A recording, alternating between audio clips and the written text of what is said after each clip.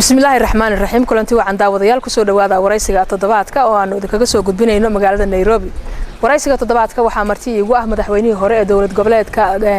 Galmudug Cabdikariin Xuseen Guleed waa siyaasi da'yar oo si weyn uga dhex muuqda arrimaha siyaasadda Soomaaliya waxa uu soo noqday wasiirkii hore arrimaha gudaha ee amniga dawladda Soomaaliya waxa uu ku sugan yahay magaalada Nairobi wali siyaasadda saxada kama bixin laakiin muddo gaab ku jiro ayaan waa ka maqnaa ku soo dhawo mar labaad sidaad ugu soo laabatay siyaasadda Soomaaliya ee Cabdikariin marka hadda aanu ka hadalno xaaladda amniga wasaaradda amniga iyo arrimaha gudaha ka shaqeysay amniga waliba laba mar ahaad ka soo shaqeysay xilligaagi marka la fiiriyo oo muddo ay ka soo wareegtay iyo maanta amniga dalka Soomaaliya meeshuu marayo bal isbarbardhig hadda ku sameysay maxaa ku muuqda anigu horta dadka dhihi karo ama dhaxmi iyo waxba lama qaban laanu hadaa tiraahdo waxba lama qaban iyo waxba lama yeelin waa ka badbadis saan aaminsanahay maamul dhan oo jiro oo meel joogana wax ma qaban xoogaa lama dhihi karo laakiin waxa xaqiiqo ah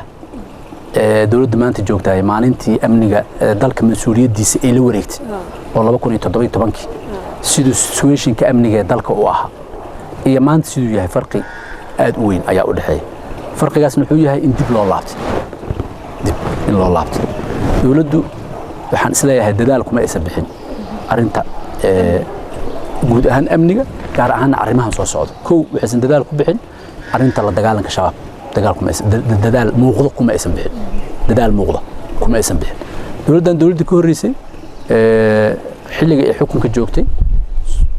32 degmo ayaa shabaab laga xuriyay 32 degmo ayaa shabaab laga xuriyay maantana dawladdan inta ay joogto hal degmo oo shabaab laga xuriyo hore u haysteen oo hadda maanta la sheegi karo oo hiblo waa la dhihi kara ma jiro Cabdikariin xilligaas maxaa isku casishay intaas oo horumar aad oo sameynay عزلادي runtii sheeko dheer ayaa ku dhex jirta dabcan aniga wasiir arrimo gudaha markii hore wasiir arrimo gudaha amniga qaranka ah markii dambe wasiirka amniga kaliya ayaan ahaa waa dareemi kartaa amniga dalka dal burburay oo dagaalo sokeeyay burburiyeen argagixisana ay aafeeyeen in amnigiisa in si sahal ah wax looga qabtaa wax sahlan inaysan ahayn ayadoo waxaas shaqo ama horumar aan qabanay haddana siyaabo kala duwan ayaa waxa u jiray dhaliilo iyo maaragtay iyo maaragtay mucaaradnimo kala duwan ayaa meel ka jirtay oo waliba aan aaminsanahay markaan runta sheego inay center u ahayd shaqadii wasaaradda amniga iyo shaqadii aan hayay oo la siyaasaday ay center u ahayd dabcan anigu waxaan ahaa wasiir aan ahaday haddana dad qaar ama igu tuunsanaayeen ma ii arkayeen min madaxweynaha u dhow saaxiib la ayay ii arkayeen marka qof alla qofkii raba inuu madaxweynaha maago Cabdikariin buu soo marayay inuu Cabdikariin maago ayuu soo marayay iyo shaqadiisa ayuu isku dayay inuu soo maro anigu de markaan arrimahaas fiiriyay waxaan door biday in aan shaqada fursad qof kale walaalkay oo qaban karo inaan fursad siiyo horta koow waa door biday laba waxaan door biday inaan mas'uuliyadeyda dareen mas'uuliyadeed inaan muujiyo ayaan door biday number 3 waxa kale oo jiray isla xilligaas laftigiisa aan iscazilayo waxa jiray dalka crisis siyaasadeed ayaa ka jiray oo macnaha madaxweynaha in laga keenay mooshin aad iyo aad u xoog badan in laga keenay ayadoo mooshinkii uu socdo iyo dhacdo markaas ka dhacday baarlamaanka ayaa isku beegmay anigoo madaxweynaha protect gareynayo inuu saaxiibkay madaxweynaha protect gareey rabo aniga ayaa go'aankaas qaatay go'aankaasna cid igu barashar gareysay iyo cid iga codsatay intaba ma jirin wuxuu ahaa arin ani iga timid waxa la had saaxiib fiican madaxweyne Xasan Sheekh hadda shiray iyo Turkiga isugu tageen dadkuna inta badan xisbiyay ka kala yimaadaan horta Cabdikariin xisbigu ka mid yahay ma ka mid tahay adiga xiriirkii labadiina ka dhaxeeyay xilliga aad dawladda wada ahaydeen xaguu ku dambeeyay inaad musharaxtay dadka aaminsan yihiin musharaxnimada laftirkeeda Cabdikariin madaxweynuhu raba ma Xasan wali wadaa waxaan jeclaan lahaa xoogaa inaad faahfaahin طبعا aniga 19 ayaan waxaan soo saaray war saxaafadeedkaas oo aan ku tibaaxayo in aan rabo siyaasaddeena dib ugu soo laabtay inaan rabo inaan xisbi siyaasadeed aan aasaaso طبعا marka hadaan siyaasaddeena dib ugu soo laabtana aan rabo xisbi siyaasadeedna aan aasaasayo saaxiibkay Xasan Sheekh wada sheegtana asagana uu xisbi siyaasadeed uu madax ka yahay meeshaas waxa ka cad ama kaaga muuqanaya inaanan laba aragti aan kala qabnaa kaaga cadaanaya maxaa yeelay saaxiibkay ku aragti ahay siyaasadda xaggeeda ama aan asaga dhisayo xisbigiisaan qayb ka ahaan lahaa xisbigiisaan wax ku dhisi lahaa laakiin si guud aniga asaga wax problem ah iyo mushkilada dhex yaala ma leh in saaxiibkay waa inuu saaxiibkay ahaana waa ku faanaa si weliba qurux badan oo wanaagsan oo saaxiibtinimo iyo dowladnimo ay ku jirtaan u soo wada shaqeynaa aniga asaga laakiin dadku ayagoo saaxiibo ah fikirka iyo aragtida siyaasadeed waa ku kala duwanaan karaan oo marxalad mucayan ah dalka in looga gudbiyo la rabo waa ku kala aragti duwanaan karaan in la kala aragti duwan yahayna in cadow u leeyahay in la dirisan yahay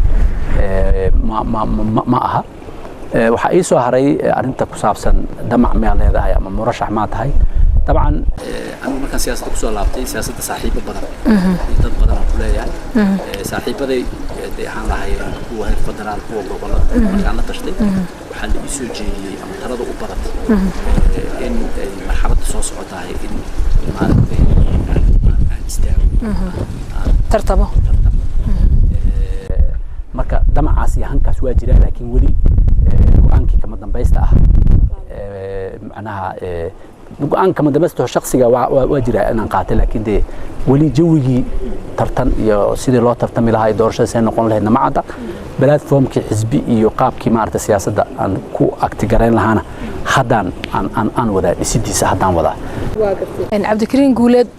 dadku waxay kugu xantaan dawladda inaad ka marnayn maxaa xiriir ah horta kaala dhaxeeya dawladda hadda madaxweyne cabdullaahi farmaajo uu madaxweynaha ka yahay dawladda de haddaan xiriir la leeyahay horta dhaliilaheedana ma sheegeen midkiina ma sheegeen anigu dawladda nin opposition ku ah ayaan ahay nin runtii siyaasaddana damac iyo aragti kale ayaan ahay aragtida aan qabana aragti hadda dawladdu sida ay ku shaqaynayso ma aragtay waafaqsan ma aha waa suurtagal sida anigu aan aragtidayda siyaasadeed iyo hadday dhaliil tahay iyo hadday midka tahay aan u soo jeedinayo iyo sida qof kale walaalkay oo saaxiibkay oo aragtida siyaasadeed uu qabo u soo jeedinaya approach-ka aan raacayno inuu kala duwan yahay suurtagal waaye oo dadku waa kala approach ilaahay approach-ka waa kala duwan laakiin anigu dawladdaani wax xiriir gaar ah oo igala dhaxeeya ama